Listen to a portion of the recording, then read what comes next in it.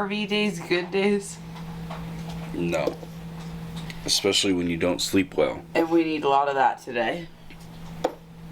If you're new to the channel, consider subscribing. We do videos covering RV living and our travels around the country. And make sure to give this video a thumbs up. That definitely helps us.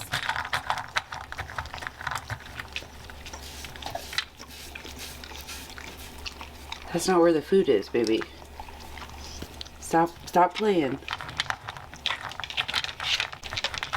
I think we're out of water again, too. Oh, great. Out of water again. Oh, we got water again.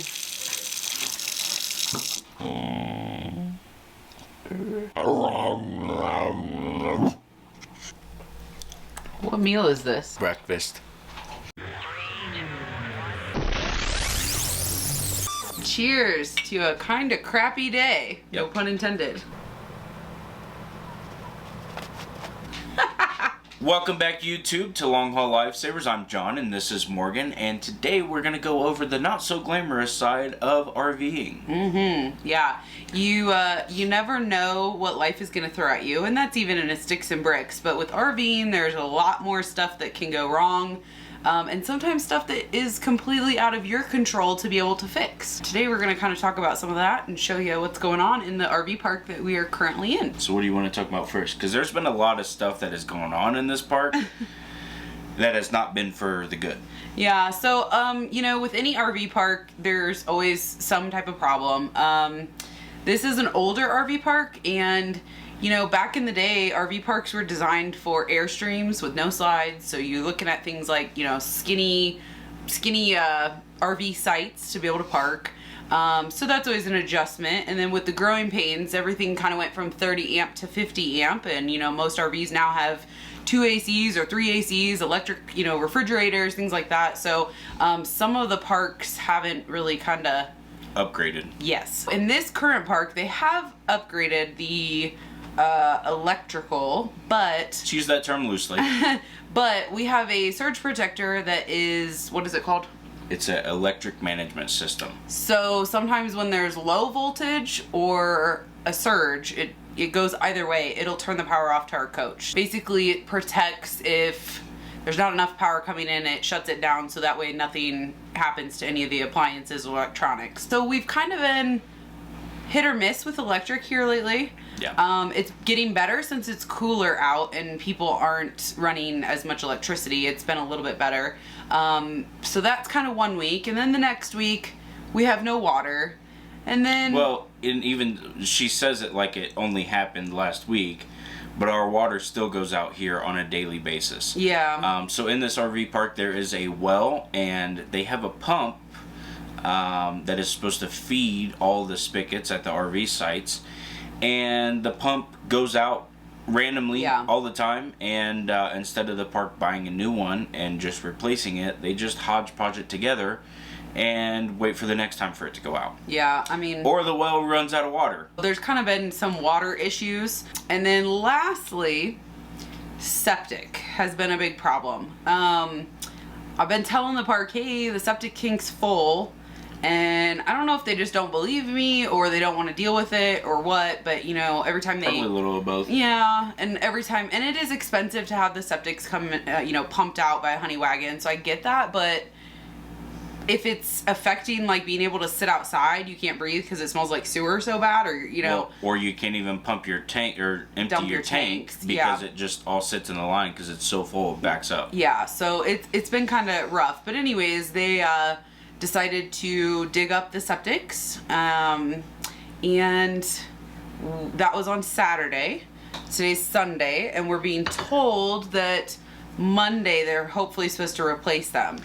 That's what the RV park is saying. When I talked to the septic tank guys that are actually working on them yesterday, they said it could be 3 days, it could be 3 weeks. So we will find out. What actually happened with the septic tanks, from what they were saying, was that there's the holding tank and then there's the inflow pipe to pump the sewer into the tank.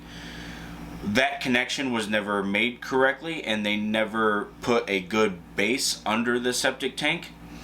So that connection that goes into the septic tank was just leaking sewage, and it washed out the dirt underneath the septic tank, which caused it to shift. And once it shifted, then that connection came off completely and was just dumping raw sewage into everywhere. Yeah, so I mean, this is not like something that happened immediately overnight. This is something that's kind of, I think, gradually happened, and it's gotten worse and worse, and I'm glad it's being dealt with. But in the meantime, we got a problem because we dump our black tank on Sundays. Today is Sunday. Today is Sunday. So we are full. And we technically... Shitter's full, Clark. Yeah, right? We're technically full by Saturday, and then I kind of push it one more day to make sure that it's 100% full. We did a black tank video. That's a long time ago that we did a black tank video. Like on how to flush it. Yeah, on how to flush it. But you want to make sure that your black tank is completely full, because it's kind of a pressure system that pushes all of that out of there. That's why we wait, and unfortunately we should not have waited this week. We should have dumped it before they dug everything up. Who'd have known? Yeah, right. You're like taller than me. Oh, it's because you're sitting on your legs. Hold on. Yeah, I'm sitting on my legs. Oh, you gonna get comfortable or what? No, I have to get taller than you. There we go. Okay. Now we're proportionate. Anyways, it has been a shitty day. Yeah. Shitty couple days. Yeah. Actually. Yeah. So so right now we're in the process of, what do? We try to call other RV parks to go to, and they are all full because they have the Balloon Fiesta coming up, which is a big event here in Albuquerque that gets a big influx of people. We tried to find an Airbnb site, RV site in the area, and there are none. And then we actually looked into renting a house, and those are expensive. Yeah. We don't want to rent a house. We're looking just as like a plan B or C if this for some reason doesn't get fixed by Monday, and what do we do long term. So those are some options that he's talked about. Another option is we can contact a septic pump place ourselves and have a honey wagon come up and pump directly out of our RV. Or the even messier option is to use one of the portable totes. Not doing that. And haul it somewhere ourselves and do it. He does not want to do that, and I don't blame him, so. But even if we can fix the one sewer septic issue, we still have the other two of no water and limited power. Yep. So Morgan was also looking the other day at just buying land. Yeah, like buying an acre here so that we could just put our own stuff in and at least have like a home base to... So out here you can get an acre pretty cheap. We saw some that were like $1,000 for an acre. But then you have the $15,000 of drilling a well, and then another $5,000 of dropping electric in, and then another $5,000 of septic. So that $1,000 acre has now turned into a $30,000 venture. So I don't know. I did find some acreage that was $300 an acre, but it was out there, and I know with him driving all over, he doesn't want to have to commute even further than what he already has to. So who knows what's going to happen? There may be some big changes coming along the way. But you have to stay tuned to see what we do. Or maybe we can just get out of Albuquerque altogether. Yes. So our point for this whole video is, if you are new to RVing or even veteran RVer, just always keep in mind, shit happens. Number one. Be able to roll with the punches, be able to think outside the box and think of different ways to fix things, and just, kind of have to go with the flow, unfortunately.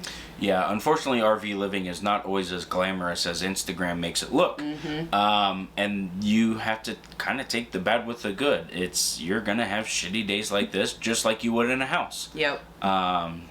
Even if we're in a house, we have the possibility of our electric going bad or septic or water. So we would have all these same issues. It's just a little more difficult when you're in an RV. To add to the little more difficult, when you own your house, you get to decide when things get fixed. Yeah. You don't get to decide for the RV park when things get fixed. So you're kind of at the mercy of others. And a lot of these RV parks, like the people that run them or the owners, they are not RVers themselves. They've never been RVers, or if they are, they're kind of weekend warrior RVers. So they don't really understand the magnitude of like, hey, I'm working in the area. this is my home, I can't leave, you know. It would be really different if we were a retired couple that could just, oh, screw this, I'm not staying here, and head on down the road to wherever else we want to go, you know. So that should be the tagline for our RV. what? Owned by RVers, made for RVers. There you go. Quinn, do you think today's a bad day? Oh, big stretches! Big stretches! You gonna show your belly to everyone? And we want to hear from you, so comment below. What weird or crazy or bad experience have you had while RVing? Because we know it's not all glamorous.